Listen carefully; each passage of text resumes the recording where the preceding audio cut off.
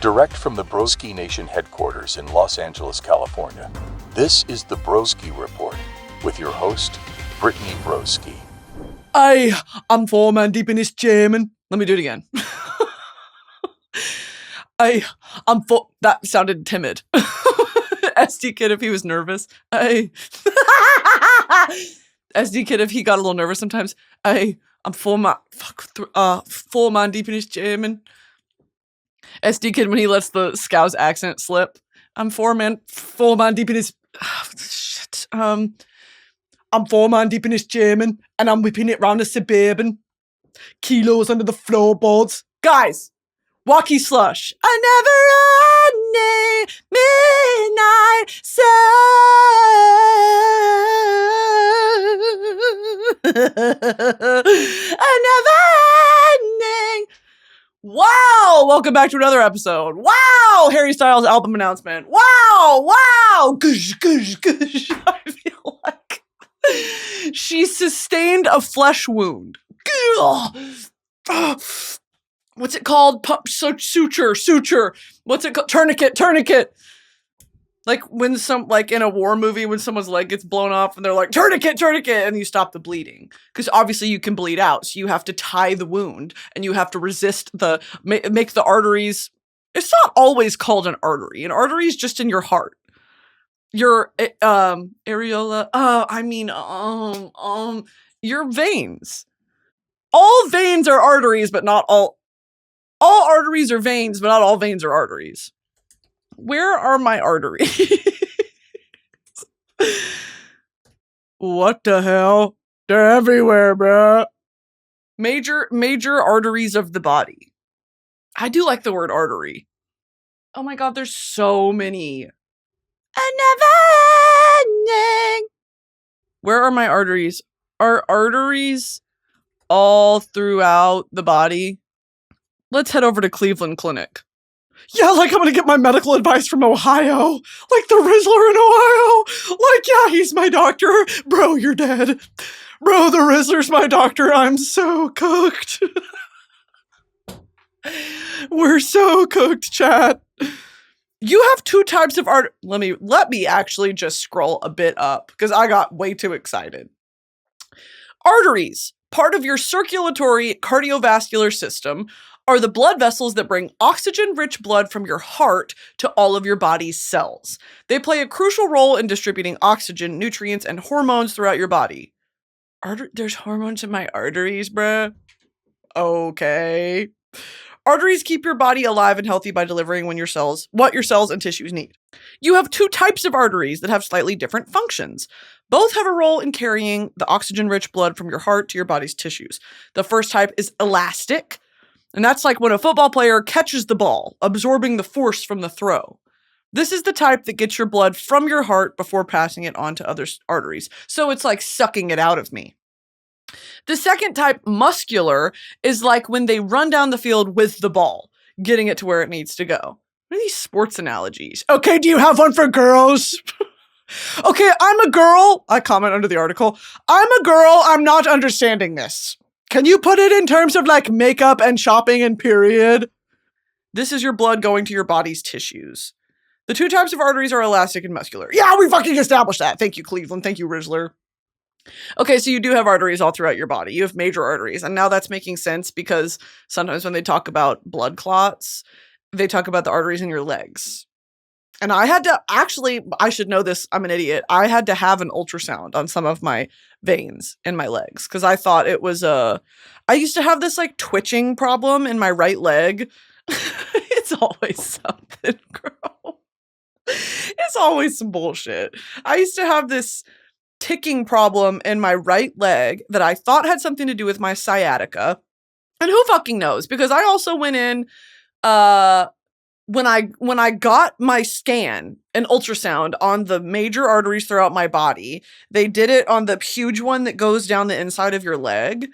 And they put the ultrasound gel on it and everything. It was so weird. I was like, this is the closest I'm ever going to get to a real ultrasound because I'm not having kids, bro. Like, I'm not doing that to myself. So I went in for that. And they were also like, we're going to do not an MRI, maybe a CAT scan. And when they did that, they found that I have a herniated disc in my back. So not only I have a herniated disc that I think is causing my sciatica because it's pinching a nerve, and then I have this twitching in my leg. How did that happen? I'm just born like this. I'm just born that way. When Lady Gaga wrote Born This Way, she was talking about my sciatica. And I think that's really beautiful because the more specific songwriting is, the more personally it touches you, you know? So I went in and they were like, yeah, we don't know what's causing it, but also your spine's a bit fucked up. It's not even my spine. It's just like the most important, almost like connection in my body other than where the base of your spine. Brittany Broski, pick out the parts of the body and point to it on a map challenge. Impossible. Give me a map of the human body. And I swear to God, I'm going to be like, I have no idea. I don't know what that is. I don't know what it does, but ow, help, fix it. Goddamn, what is that called? Whatever that's called. It's at the base of your spinal column and it connects to like your not tibula, not fibula, Connor Wood. It's connected to like your tailbone, your sciatic nerve and all of that. Like that's a really crucial point in the body where a bunch of different systems come together. And then the other one is at the top of your spine at the base of your brain stem. All that shit, okay? I don't know. Anyway, holy shit, no one cares. Let's move on. Wow, no one cares. Okay, I'm a scouser. We don't get knocked out. Harry Styles album announcement. Yeah, Harry Styles album announcement. I just think that I have no idea what we're in for. Harry's House was a kind of departure from the fine line of it all, but at the same time, very similar, right? In terms of aesthetics, in terms of colorful, happy lightness. Now, the theme of this being disco, I will say, I have no idea what to expect. Okay? British white boy doing disco. I don't really know what to expect. Hoping for like a RuPaul feature on the album. Don't know. Oh my God, I didn't even really think about features. I wonder who... He doesn't do features. Has Harry Styles ever done a feature? No. He's never done a feature. What the bruh? Is that true? Every single album is just him. That's actually kind of gag. I had never put two and two together before. He doesn't need it, but it's not even about needing it in terms of marketing or relevance. Like, obviously, he's the most relevant. He has 51 million monthly listeners on Spotify. Also, this picture, I have not seen this photo actually before. I saw the yellow. I haven't seen this specific picture. Wow. Is that a big ass spoon? It appears to be, he is in Italy he's in a kitchen. I see grapes. I'm assuming this is probably in Europe somewhere. He loves Italy. Wow. I just spoke to him. He loves Italy. He told me. I actually just had a word with him. He said that this was shot in Italy. No, I don't know. This feels very on the same page, but obviously he's a bit older now. So what has Harry learned in his spiritual journey of the last 3 years? Was Harry's House 2022? Fuck! Harry Styles 2017, Fine Line 2019, Harry's House 2022, 2026. That's a long time. 4 years, bruh. Wow. Okay, very excited to see what's going on there. Okay, let's get into what I've been loving recently, because isn't that the point of this podcast? And I want to share the things in my life that are kind of giving me joy and making me happy. I would like to share that with you guys, because who knows? Probably we will find community with each other. That's like the whole point, right? Like Broski Nation, like that's why you live here. So let me just shut the hell up and get into it. I am making it my mission of this year to reconnect with 16-year-old me. I really want to find, which funnily enough was 2016. No. When was I 16? 1997 plus 16. 2013. Okay, so I'm off by about 3 years. So I was going to say, which was 10 years ago exactly, but no, it's not. In my head, I don't know how old I am. I've kind of always been here. That's how I feel. In my head, I am an ever-present immortal being. Oh, and by the way, we have book club to get to because I finished 2 more books. Guys, my reading challenge this year is 30 books. It's January 19th when I'm recording this, and I've already read 5 this year. Now, granted, they are small, but they're books I've always wanted to read, so I'll get into that in a second. Okay, 2016, I was 19. I was in college. So fuck all that. I'm reconnecting with 16-year-old me because I don't think anything has really changed in my atomic cellular makeup from when I was 16 to whatever age I am now. I do think of myself as the creature from Frankenstein. I really am evergreen. You know, I've always kind of been hanging around here. And sometimes I get these moments, call it deja vu, call it, you know, spatial awareness. I don't know. But I'll look around or I'll get a feeling where I'm like, I've lived this 100 times. I've lived this 100 times over. And I will gladly keep reliving it. I love being alive. I do. I love it. Being alive is my passion. And then there's a dark B-side to that statement that is like, my biggest fear in life, other than death, is that I'm not living my life to the fullest, that I am wasting it away. And part of that might be a mental thing. Like, I'm a woman, I have complex emotions, and my hormones really dictate whether or not I have a good day. And there are times where I'm like, the only thing I want to do, like, imaginable on this planet right now is lay in my bed and watch TikTok. And that's, yes, I'm a slave to technology and I'm a slave to dopamine hits. Give me another fucking hit of smack from TikTok.gov. And some days I'm like, I wish it did get banned because then I would be free. But then that's not true, right? My brain has been rewired. I'm going to look for those short-term dope hits from any app that is willing to give it to me. So I do think I would have had a bit of transfer addiction if TikTok got banned. For the record, I'm glad it didn't, but sometimes I do have that thought. Now, back to what I was saying. I often fear that in those moments, my youth, the temporary nature of my youth is not on the forefront of my mind when I'm laying in bed scrolling TikTok like a monkey, okay? When I'm like a monkey with cymbals watching AI baby hit the whip and nay-nay, I'm like, I'm squandering my youth. Like, that's what I think after I lock my phone. I'm like, I'll never get those 4 hours back that I just spent when I could have been enjoying, you know. So here's what I've been trying to do recently, because beating myself up gets me nowhere. And that's something that I learned from anxiety therapy.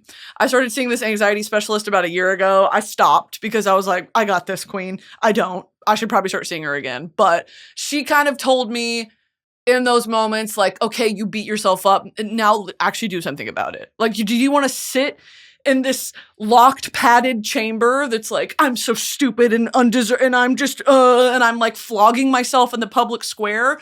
Or do you just say, okay, I did that, let's move on? You know what I mean? That was a decision I made. It's one of 800 billion decisions you'll make in your entire life. Not all of them are going to be hits. Let's move on. There is no use in punishing yourself for a mistake you made in your own mind. So that's kind of been helping me recently of, if I don't agree with that choice to lay in bed for 4 hours and doom scroll, I always have tomorrow to like not do that. And some days I win, some days I lose. In the spirit of that, of trying to get off my phone, I want to share some things that I have been watching or, you know, have on in the background while I do things.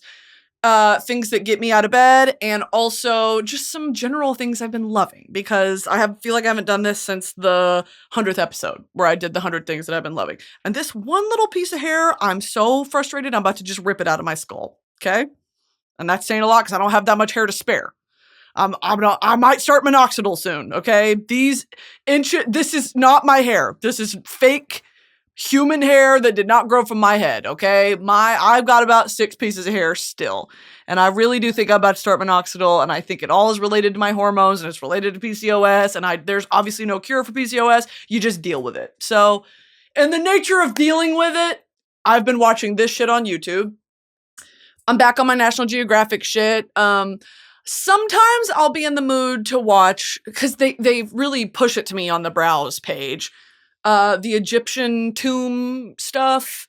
Look, say what you will about the profession of archaeology. Say what you will about that.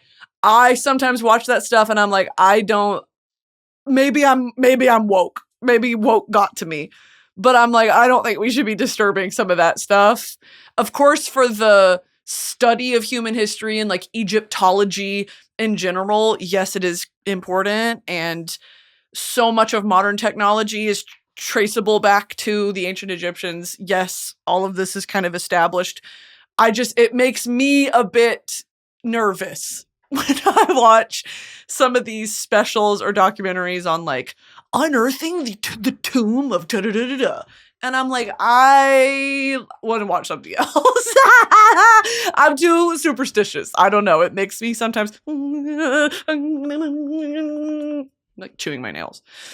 So in lieu of that, sometimes I love the ancient Roman shit, obviously. But recently I've been into not ancient France, but like France, the history of France. Like if you go back to Vikings and how the Vikings were more feared than like the devil himself. Sometimes there was this prayer in England, I believe, way long ago that was like, protect us from drought and hunger and protect us from the Vikings. Like that, it was a prayer they would say at night because they were that feared, that revered, that not revered, but I guess their legacy spread far and wide across Europe. Okay. The Vikings and all of the different tribes way back when, before Europe was settled, you had the Normans who went to France, I'm pretty sure, and the Anglos who settled UK and Ireland, Angleland, which ended up being England. And then from that, you start to get the evolution. I might be talking shit. You get the evolution of the French language, the English language, and all of the Germanic languages in the north. Okay, if there are any guys, I am not a historian. I'm just recollecting what I heard last night off this documentary. So with that in mind, that was my jumping off point of like the Vikings were low-key super smart, but also very barbaric, and they had their own customs and traditions, very entertaining and exciting, but I kind of tuned out because I was cleaning my room. And then from there, I started watching this other documentary about Baroque and about Rococo and about Romanesque and about, the architecture and how the city of Paris was constructed and all the different bridges and all the arrondissements, like all the different sections of Paris, how the churches were the center, how obviously the French Revolution we know it. We're familiar, 1789, it was a class war. It was the extravagance of the elite got to a point where when you have a starving populace and you are living at the Palace of Versailles, how did you ever think that was going to work out for you, Queen? They're coming for you and you're going to die. You're actually dead. You're dead in the water, pal. So, oh my God. And I had this crazy, sometimes I recall revelations I had in my youth. And I still am in my youth. Thank you very much. Sometimes I recall revelations I had in my youth. The one that just came to mind is I went to the Palace of Versailles when I had graduated high school. We went. I think that's the only time I went. So I was 18 and I had just come out of my AP European history class. I was deep in my art history shit. Like I was fresh out of that academic environment. So not only did I have an in-depth understanding of it, it was fresh on my mind. We were at Versailles and we were doing a guided tour, and you walk from room to room and there's the little plaques and you have the headphones, whatever.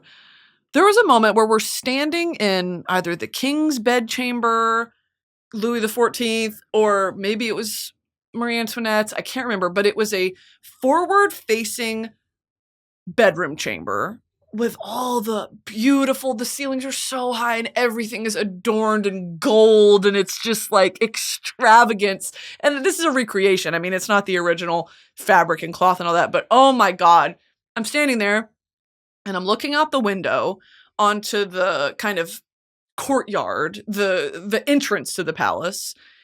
And I'm seeing in my mind's eye, like, imagine being one of the royals and an angry horde of starving, angry, rage-fueled peasants are at your door. Bitch, you're dead. And guess what? You let that happen. That is entirely your fault. And so I remember standing there and there's no other way to describe it than this That's So Raven moment of like, I went into my eye and I like was looking around like AR, augmented reality. And I'm like, what the fuck? Like, that is the place. That's literally where it happened. I had another feeling like that the first time I went to the Sistine Chapel. And I think I've talked about this on here before. Never in my life have I felt more real and alive. Sometimes I feel like I'm just going through the motions of living and, you gotta do this, you gotta do the dishes, whatever. I don't always have the passion for life that I claim to on this podcast, even though that is my top line. Like I am deathly afraid of death because I don't want to die. I love living so much. Buried in that statement is, of course, all the mundane minutia of daily life that's annoying and you don't want to do it. And it takes you out of being present. In that moment, I don't think I've ever been more present than standing in the Sistine Chapel and the tour guide being like, you cannot take photos. And that helped because you are forced to stand there and be like, I will probably never be in this building again. And this building is crucial to understanding human history. And to think like Michelangelo probably didn't know that when he was commissioned to paint the Sistine Chapel ceiling and, the Last Judgment on the wall and whatever. Like, this was just a job for him. And of course, he was an old man by the time he got commissioned to do that, painting by candlelight on the scaffolding and all this. It's like, you never know in the moment if you are impacting, I guess, just how far the ripples of your impact will go. It can be one stone in the water. And look, that was painted 400 years ago, 500 years ago. And we're still oogling and ogling at it with our necks craned to the ceiling. That was a moment where I looked up and it literally brought tears to my eyes. And I'm not religious like that, but it was a religious experience to be like, I am one of millions, billions of people that have walked these walls, walked these halls, and have admired the work of his hand. And by his, I mean Michelangelo. It was just a feeling that I've never felt so small. I've never felt so human. I've never felt so connected to the entire history and future of humanity. It was a magical, spiritual, in my body experience. Those moments feel very few and far in between, and I don't think you should have to travel far and wide to have those feelings and experiences. But for me, those were two where I was like, so this feels stupid to say, but like, so much has happened before me. We get so in our heads, like it doesn't matter. And can I say something? Some of my friends are beefing right now, and I wish that I could like say the right thing in the moment to be like, y'all, this doesn't matter. Of course our feelings matter and feeling validated. And if you feel slighted or you feel unheard or, unappreciated, all of these things matter. But we're adults. Oh my God, I turned 29 this year. Like, if we don't have the skills to work out issues between friends, guys, I'm over it. Like, I'm over it. We're too fucking old. And you are missing life. Life is passing you by if this is how you spend every day. And of course, that I take my own advice sometimes, yes. And that's the beauty of life. It's complicated. Okay. But I just wanted to kind of get that off my chest. Okay. This episode is sponsored by Liquid IV. What's one of the things I'm always saying on this podcast, other than talking about immortality and Jacob Elordi? Other than that, being present. Unforgettable memories are made when you're present and connected, not distracted and exhausted. Recharge with Liquid IV's Energy Multiplier, sugar-free hydrating energy. It's scientifically formulated to support physical energy, hydration, focus, mood, and social stamina. I pop one in my bag wherever I'm going. Running errands, my carry-on luggage, overseas, long shoot days, you name it. And I have a real obsession with the sugar-free energy strawberry kiwi flavor. Strawberry kiwi, get into it. I like it, y'all. I really like it. Just one stick and 16 ounces of water hydrates better than water alone. Powered by Liquid IV Hydroscience, an optimized ratio of electrolytes, essential vitamins, and clinically tested nutrients, they turn ordinary water into extraordinary hydration. Hydrating energy with zero sugar and zero crash from Liquid IV. 5 essential vitamins and nutrients that are always non-GMO, vegan, gluten-free, dairy-free, and soy-free. Show up with better hydration and energy from Liquid IV Zero Sugar and Zero Crash. Tear, pour, live more. Go to liquidiv.com and get 20% off your first order with code BROSKI at checkout. That's 20% off your first order with code BROSKI at liquidiv.com. Thanks, Liquid IV. This episode is sponsored by Cash App.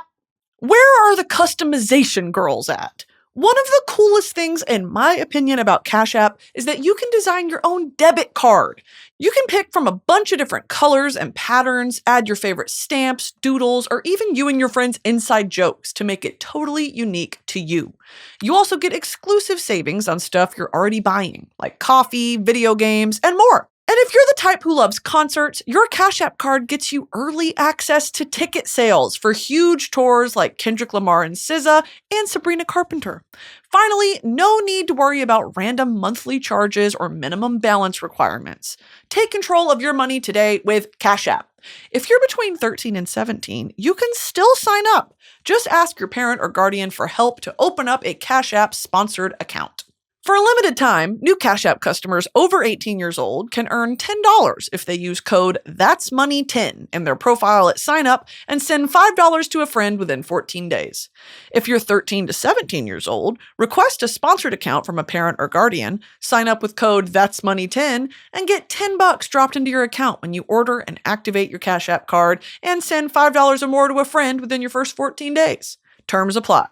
Cash App is a financial services platform, not a bank. Banking services provided by Cash App's bank partners. Prepaid debit cards issued by Sutton Bank, member FDIC. Discounts and promotions provided by Cash App, a Block Inc. brand. Visit cash.app/legal/podcast for full disclosures. Yeah, I've been loving those. I've been loving the the French Revolution documentaries. I've been real into... I watched this cool YouTube video about the Victorian language of flowers. You can go find that video on YouTube. I'm not sure who made it. Really interesting, and really also interesting to make a video on something that there is no concrete index for. Like, there's no appendix to... Is that the word I'm looking? Yeah, the appendix. Yeah, in addition to a written work containing supplementary material not essential to the main text but useful for reference. Yeah, there's no appendix to the language of flowers, but I do think that it's an interesting, say interesting one more time, to see how we communicate with material objects, whether that be Valentine's Day, whether that be, cards, whatever. I think that flowers, their meanings maybe are not as rigid as they used to be. If you were sending an incognito message to your mistress or your lover by sending flowers, flowers could mean anything. It's just a nice gesture. Sometimes it's congratulations. Sometimes it's condolences. Sometimes it's celebratory. Sometimes it's a declaration of love. It's friends. It's whatever. I mean, there's so many hidden meanings in the flowers, and the specific flowers that you pick, and the colors and the arrangement of colors, the combination of whatever, what time of day it was delivered. All this shit's crazy. And then I'm thinking, yeah, if you were cheating on your partner and you wanted to send a love note to whoever, girl, tea, right? If you get a bouquet and you're like, yes, this means, that's crazy. So I watched that high and I was like, damn, I need to bring this back. But then the points kind of missed. If in the card I'm like, red roses mean this, carnelians mean this, da da da da. So here, try to put together what I'm saying. I feel it resting on my shoulders to revive the language of flowers. Okay, so I'm gonna work on that while you guys are living. I'm gonna be working on that in my office. Okay. Here are some other things I've been loving. I'm gonna kind of speed run them. Candid photos of Jacob Elordi. That one of him with the grill. Don't. The one of him in the airport. I know that obviously leave him alone, but I enjoy looking at his airport fits. Any photos of Jacob Elordi, I'm kind of with Caleb on that front of like, yeah, just go ahead and send them to me. If y'all have any favorite photos of Jacob Elordi, go ahead and send them to me. My DMs are open. Another thing I've been loving is the combination of gray and maroon. Is maroon the same as burgundy? I've always called it maroon. I think they're the same color, and I think you guys are just being annoying. Maroon versus burgundy. Girl, it's the same thing. Maroon is a brownish red, leaning warm and earthy, named after chestnuts, while burgundy is a purplish red, leaning cool and sophisticated, named after Burgundy wine. The main difference is the undertone. Maroon has brown, making it warmer and muted, whereas burgundy has purple. Okay, I'm getting it now, I guess. Sure. Okay, sure. Whatever you say. Okay.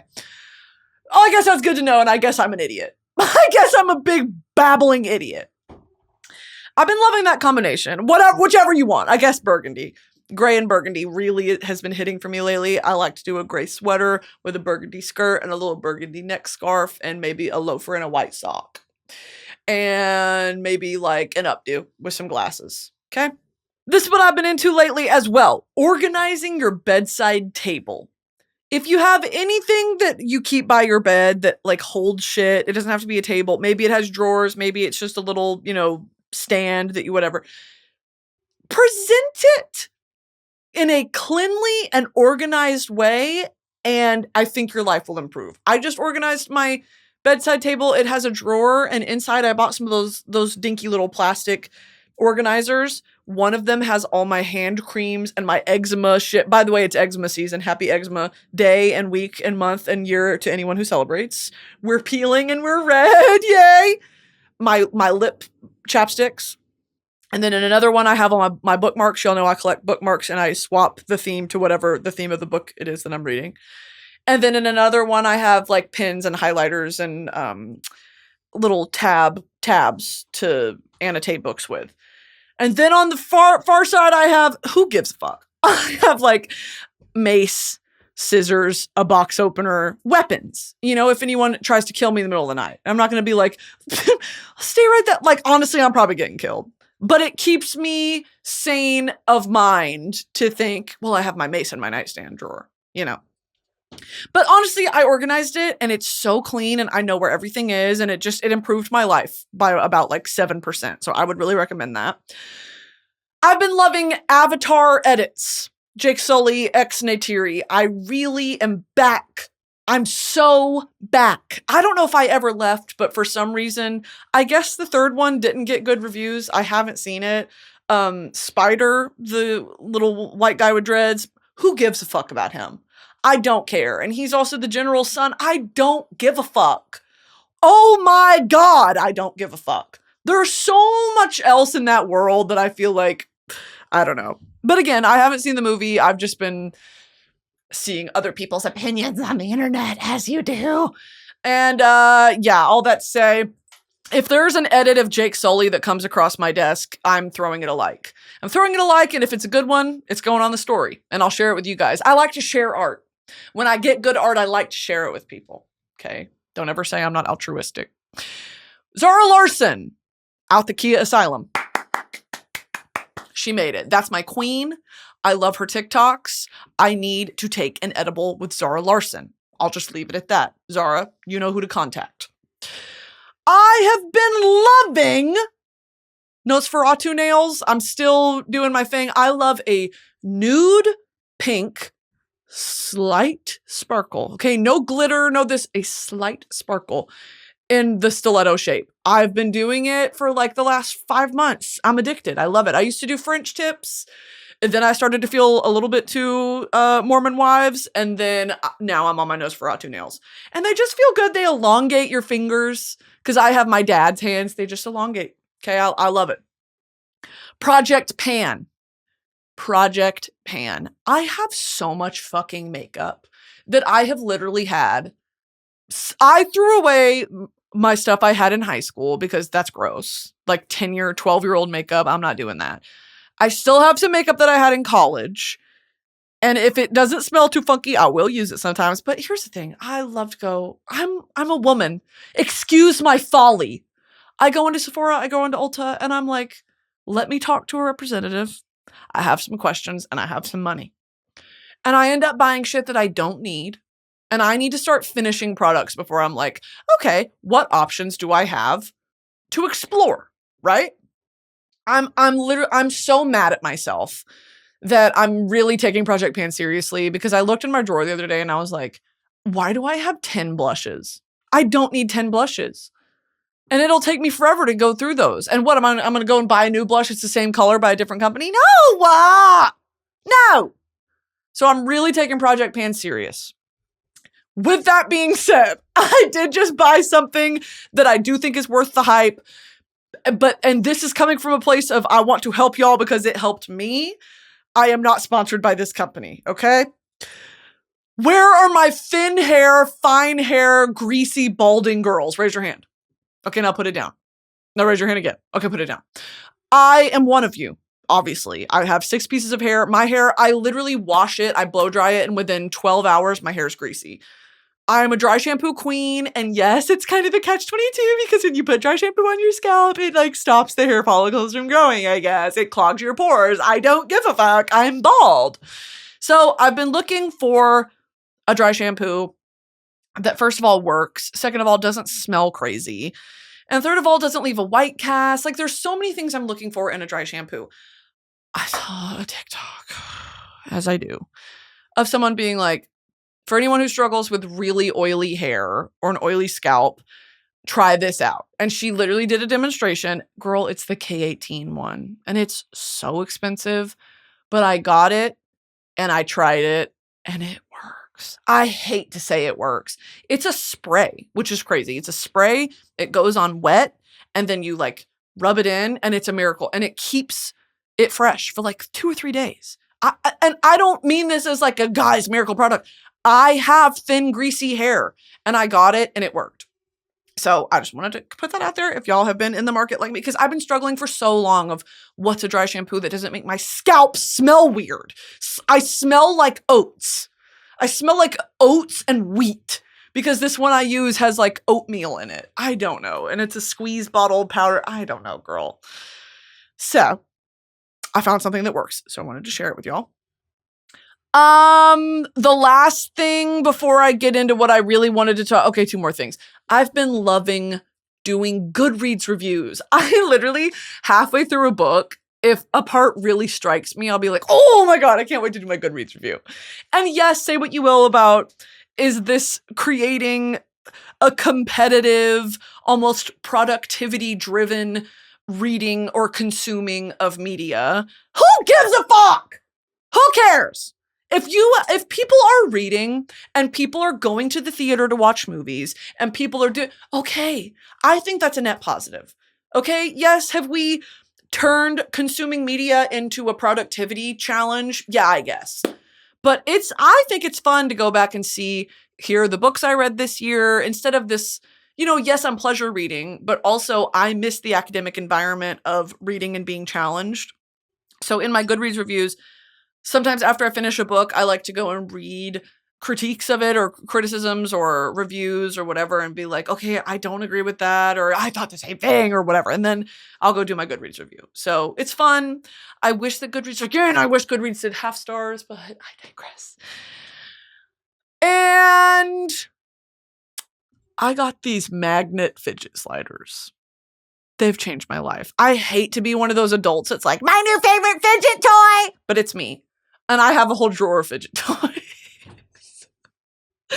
I have a drawer of fidget toys and I'm tired of hiding it and I just wanted to come clean. And these silent, because there are haptic ones, there's clicky ones. No, I like the silent ones because I'm doing it on the plane, I'm doing it in the car, I'm doing it while I'm driving. You know, I like my magnet sliders. They're great. And I just got another one.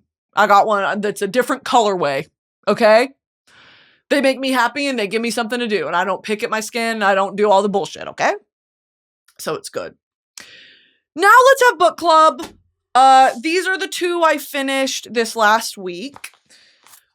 I am a Kafka girl now, I guess. I don't know. This was my first foray into the Kafka cinematic universe. And these lights are too bright on my face and in my eyes, okay? I kind of want to do the rest of the episode. Also, the caffeine is really surging and my eyes are tired of being open. So I'm just going to close them.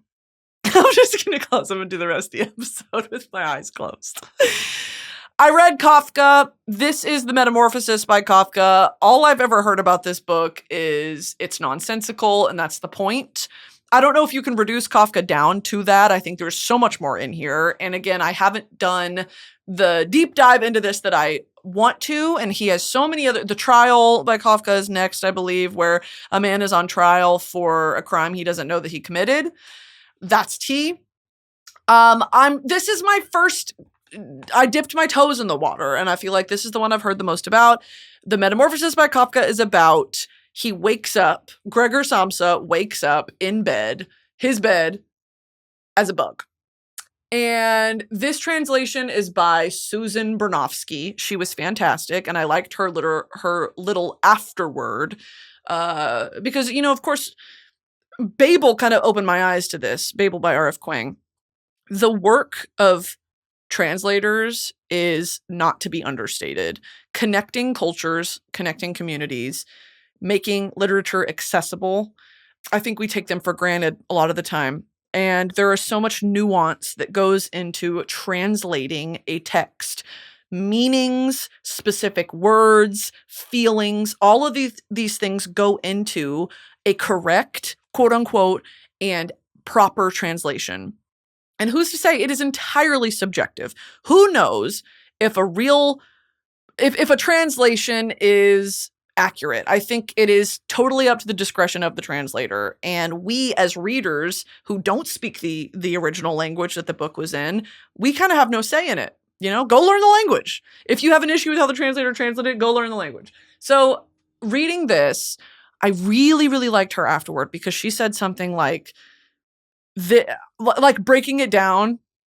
This word means this, but it can also mean this. So in my discretion, I chose this English word to sum up this because it's a synonym and it more evokes the feeling of what Kafka was trying to say, in my opinion.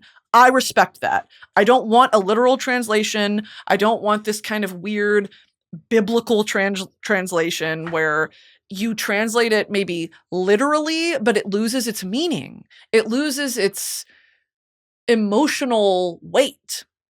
So I really liked her translation. It was very easy to follow and it was very, it captured his sense of humor, which I appreciate. And in the end, she also had so here was my review of Metamorphosis by Kafka, okay?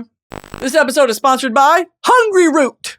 You've heard me talk about Hungry Root before, so you know how much I love it because it simplifies my life.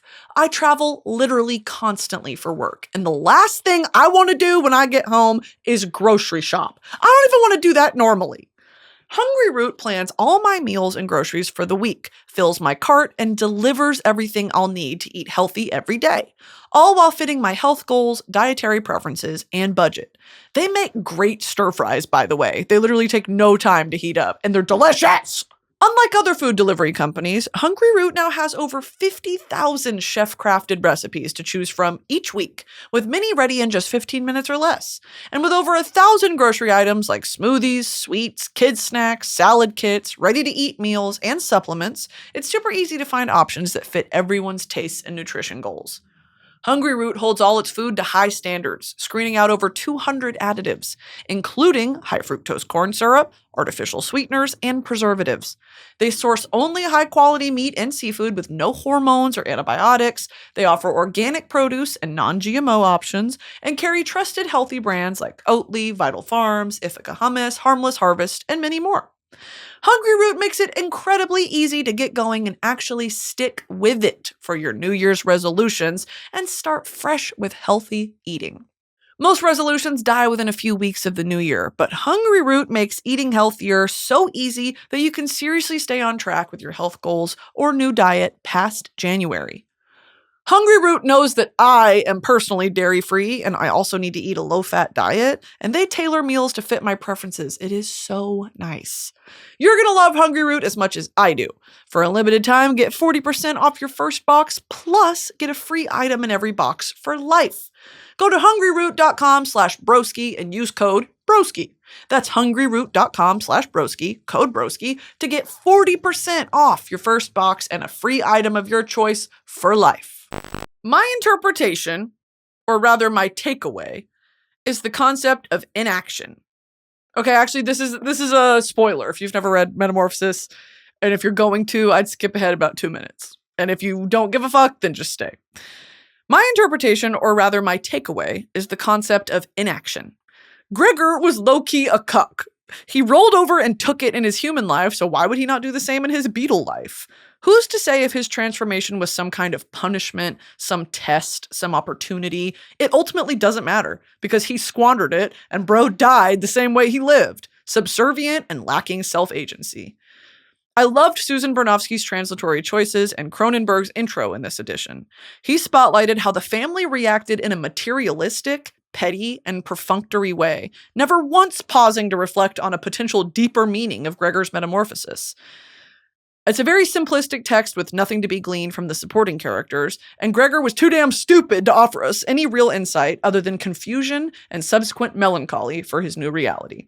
So I think that a text like this, I need to dive a bit deeper into it, because while there's takeaways to be had, or, you know, however the book left me feeling personally, I think that an author like Kafka and a book like this has such an incredible ripple effect that I'm honestly, I will admit, like, I'm not studied up on it. And I am absolutely no authority to come on here and talk about, you know, Kafka's significance in the literary community. I'm not going to even attempt to do that. That was my takeaway from Metamorphosis, and I hope that the more that I read Kafka, you know, the more I'll understand. For all you Kafka enthusiasts out there, it literally is like, I feel like I'm fucking with the Swifties of the literary community. I don't know, okay? Take it with a grain of salt, what I have to say. Now, the next thing that I read was a collection of short stories by Mary Shelley. This is called Transformation by Mary Shelley. This was a collection of 3 short stories: Transformation, The Invisible Girl, and The Mortal Immortal. I really liked Transformation and The Mortal Immortal. I don't know why, but I always gravitate towards stories about immortality. I don't know why! It's a common theme on this dumbass podcast. Why do I always talk about being immortal? Like it's gonna happen to me. Like it's a real concern. Like, guys, I'm telling you, trust me, I'm immortal. You don't want to do this. You don't want to be like me. Like, I don't know why I think it's a very serious obsession. I have very hard opinions on immortality. Never once is that going to be an issue in my life. The Mortal Immortal, it's honestly funny. The Mortal Immortal and Transformation, because they have some similar through lines through Frankenstein of dicking with scientific exploration and research, of dicking with your corporeal structure, and Transformation deals with swapping bodies with someone, which is interesting. And there's a moral lesson to be learned from doing this. You know, if you want to trade spirits or you want to trade bodies with someone, there are consequences to that. And there's so much to think about of why did you ever think it was worth it? and not taking your body, or I guess taking your body for granted. A lot. I found it really interesting. And then the final one, Mortal Immortal, was about a guy takes like a potion. Not a potion. It was scientific. A scientist created a tincture full of, an immortal potion, an immortal compound, and the guy drank it and outlives everyone. And hearing all of his lamentations about everything and everyone I have ever loved is gone. And it's just me. He wanders the earth, always loving and losing. Like, oh, that's the side of it. It's like any happiness is temporary. And I guess that's true of normal human life. But this specifically, you are doomed to repeat the cycle over and over and over of loving and losing and always ending up alone. Fuck.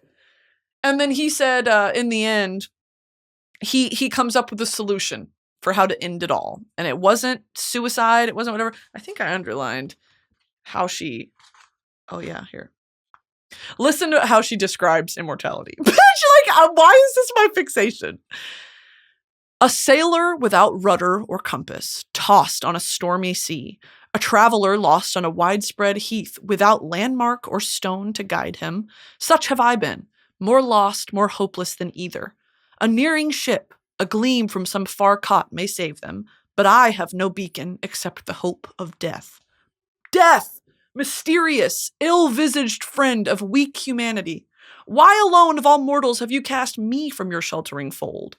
Oh, for the peace of the grave, the deep silence of the iron-bound tomb, that thought would cease to work in my brain and my heart beat no more with emotions varied only by new forms of sadness. But again, who shall number the years of the half of eternity? What the fuck? It's so good. I don't know why. I do know why. It's because it seems maybe one day probable? Is that why? I need to do some introspection on why I'm obsessed with immortality. Maybe the idea of we as humans are capable of cloning. That's a thing that we figured out how to do. We're capable of creating vaccines. We're capable of dicking with the very foundations and structural makeups of life itself. It intrigues me. And maybe immortality doesn't feel too far off. Maybe that's why I'm worried about it. I don't know. I really enjoyed these two books. I'm about to start The Turn of the Screw by Henry James, which is a ghost story. And I started the first, I'm on page 11. Oh my God. The language is just so, part of me loves it, but part of me is like, oh my God, it's so superfluous. Just get to the point. You either have that, which is an extreme, or something like a John Steinbeck or whatever, versus someone like George Orwell, where his approach to writing was use as few words as you need to deliver the message. Keep it simple, keep it whatever, but still it's intelligent writing. He just had an issue with the over the top using 30 words to describe something that requires 2. And of course I understand that approach. It's kind of conservative versus utilizing the English language and all of its capabilities. And so works like Turn of the Screw or anything that's, Gothic, Victorian, whatever, they had such an affinity for language that it's fun to read. Oh my God, I never would have, the Bronte sisters, I never would have put a sentence together like that. But it's beautiful. It's beautiful and I have such a respect for it and I love to read it. But sometimes I'm like, oh my God, get to the point. So, another thing that I've been obsessed with recently, just kind of in this vein, I listen to KUSC FM. You can listen to KUSC FM from anywhere. It's just a classical station. I love it. I love them so much. It's always playing on my Google. It's just nice to have. I would really recommend putting on classical music in the background. It makes you feel rich. It makes you feel calm. It makes you feel poised. I don't know. I just love it. Okay, here are my songs of the week. There are a few I've been addicted to, And there's a new artist that I hope I'm saying her name right. Sienna Spiro, Dream Police. I'm addicted to that fucking song. I keep watching her like live performance of it on the Colors show thing. Bitch, I'm addicted to that damn song. I love that song. I also love Don't Kill the Party by Juicy J and Dolla and Quavo. I love that song. And I love Don Toliver. I don't give a fuck. I listen to Don Toliver all the time. Mood Forever by Beyonce. I'm back on the Lion King soundtrack. I forgot I made a playlist that was all of the songs from that soundtrack that just have B's vocals on it. Amazing. I've been listening to it over and over and over. Nile, Already, Bigger, Water. All of those songs they hit and they really stand the test of time. I love that album. Reliquia by Rosalía. And guys, give me more time with Lux. I need more time with Lux before I come on here and spout my opinions. It's a very personal thing for me.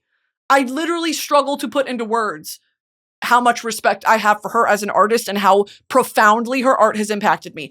Give me a second before I come on here and run my stupid mouth, okay? That's all I ask. And then last song is Rubber Band Man, again, by Hozier and Mumford & Sons. I love that song. I listen to it all the time. Probably once a day. Okay. All right, some things to plug. If you don't enjoy the ads on this episode, trust me, I get it. We have a Patreon. We have a Patreon that's just ad-free, okay? And I'll post on there once a month. It's like a Substack, a little essay that I write. That's it. You get no bonus content. You get nothing. I want to manage expectations. We have merch, broski.shop, if you would like moo. Actually, I don't know if the Christmas ones are still on the website. You might have missed your chance. But we have normal moo-moos and we have Broski Report merch. And soon coming something else. We have an official playlist for the Broski Report. That is, one is fan-made, one is official. We have helpful links in the description always of every single episode of the Broski Report. We also have new YouTube videos coming out soon, guys! I believe this week. So get ready for that. I need everyone at attention. Can you guys stand up? Can you guys get up? We have new YouTube videos coming out. You guys have been yelling at me for 2 years to get back on YouTube. Guess what? I'm back. Oh, and everyone's silent? Oh, and suddenly none of y'all's fingers work? You can't comment? Whatever. Broski Nation, I'm sick. I need y'all to stand up and get in line. We march at dawn. All units are being deployed at dawn when the YouTube video launches, okay? Then we have, I just want to plug Royal Court. Guys, I have an interview show. Go watch Royal Court, please. We just had Marcelo Hernandez on. He's hilarious. Okay? That episode was so fun. Go watch it. It's funny. Go watch it. We've got plenty of people coming on that y'all are just, y'all are going to lose your minds. I cannot say anything further than that. We have one guest that's coming up that I can't. There's no RuPaul laugh and blow. Y'all just you need to sit down and you need to strap in because it's happening. A guest that we have wanted from the very beginning is finally happening and I just can't. Okay. Okay, I love you guys to death. Thanks for listening. Every single week, thank you for listening. Thank you for commenting. Thank you for engaging. Thank you for making edits. Thank you for putting me in Hope Core edits. Thank you for loving me and for listening to the bullshit that I have to say. Thank you for finding community with me. Thank you for finding friends that are also fans of me. Thank you for paying attention because attention is currency. I appreciate you more than you'll ever know. And with that, be good, be safe, and I'll talk to you next week. Bye.